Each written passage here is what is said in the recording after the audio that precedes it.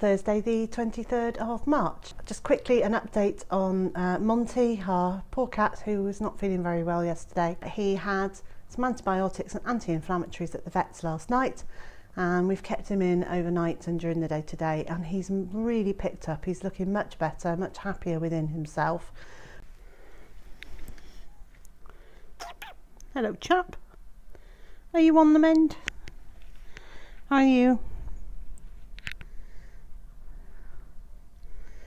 Much too busy to be videoed.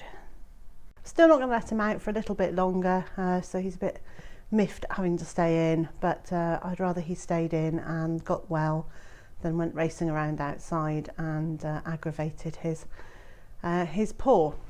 It's already 2:45 in the afternoon and I don't seem to have got very much done today, although I have, it just doesn't feel like it. So Martha arrived this morning with half a pig for us, so I've been sorting through those cuts of meat and getting them in the freezer and getting a shoulder joint and a leg joint into the oven, and the kitchen is filled with the smell of roasting pork and it smells absolutely delightful at the moment.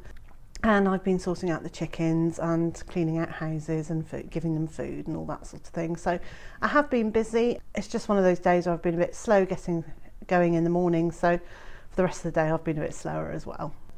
Hatch day is almost upon us, and I've got myself my little seat ready, which I'm sitting on now next to the incubator, because I like to be able to watch the chicks as they hatch from their eggs one by one.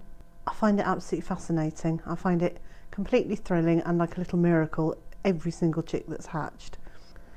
So these are the eggs in the incubator, and I can already hear cheeping, so somewhere in there are some live chicks just waiting to come out of their shells and to come and meet us. So I share each hatch on social media, so if you are on Twitter you can look for the hashtag HatchWatch2017, obviously that's all one word, HatchWatch2017, and literally as each egg pips or the chicks are hatching, I'll do a kind of blow-by-blow account of how it's progressing. You'll have to excuse my utter excitement with it all. I am like a small child in a sweet shop every time we do a hatch, because I just think it's so clever.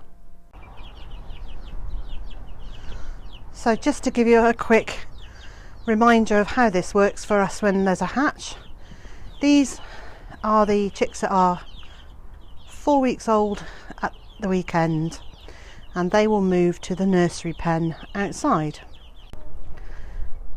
And this is the nursery house where these little chickens went into when they were 4 weeks old, and I've just got Elvis quite near me, so I'm just keeping an eye out so that this time of year it's always worth being a little wary of cockerels, so I give him plenty of space to look after his girls.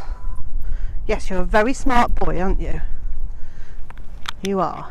So yes, so this is the nursery house, which Mr. J and I move every couple of days, so they constantly have fresh grass, and at the weekend they will move into the main shed with the rest of the flock, or at least 7 of them will, because we've also got in here a couple of 5-week-olds that we got at the weekend, with the girls that keep themselves in the stable. And here are the little ones that we got. They're just in there getting themselves something to eat. They're little brown and black ones, and they should also be brown egg layers, or dark brown egg layers. Here they come. Oh, they are sweeties. There you go. So the two dark ones there, rather than the paler one, are our 5-week-olds, and they'll stay in here with the 4-week-olds just for a little longer. But this one and her friends will be moving to the shed. Here's the shed. It is actually a shed. It's a I don't know, I think it's a 7 foot by 7 foot shed, or possibly a 7 by 7.5.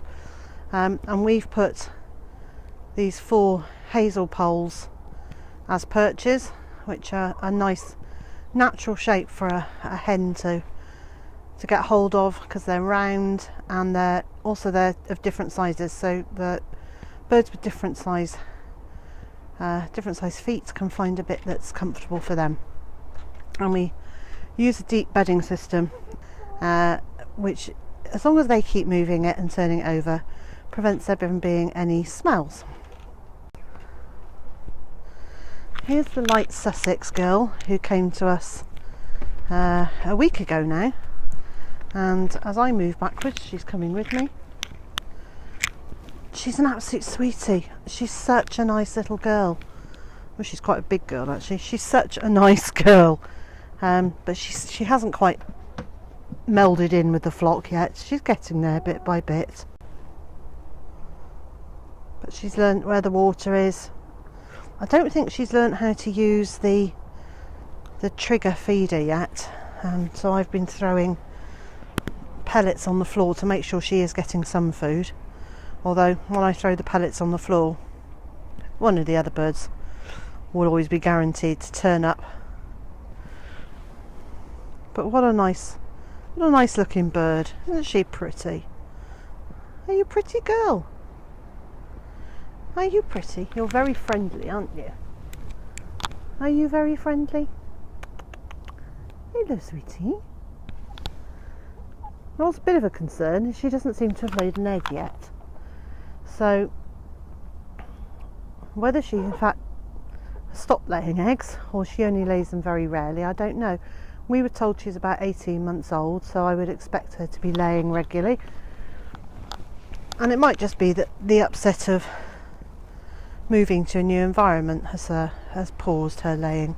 We shall see. We'll keep an eye on her. And here we are, nearly at the end of another day. It's been a good day actually. It's been a really successful day in terms of getting eggs sorted and getting ready for the chicks to arrive, and keeping an eye on Monty, who's definitely on the mend. I haven't known a hatch where the chicks have made so much noise before they've come out. It's it's so endearing, and it's just so exciting. I could squeak. If you enjoy my videos, please press the like button, make a comment below, share it on social media, and of course don't forget to subscribe.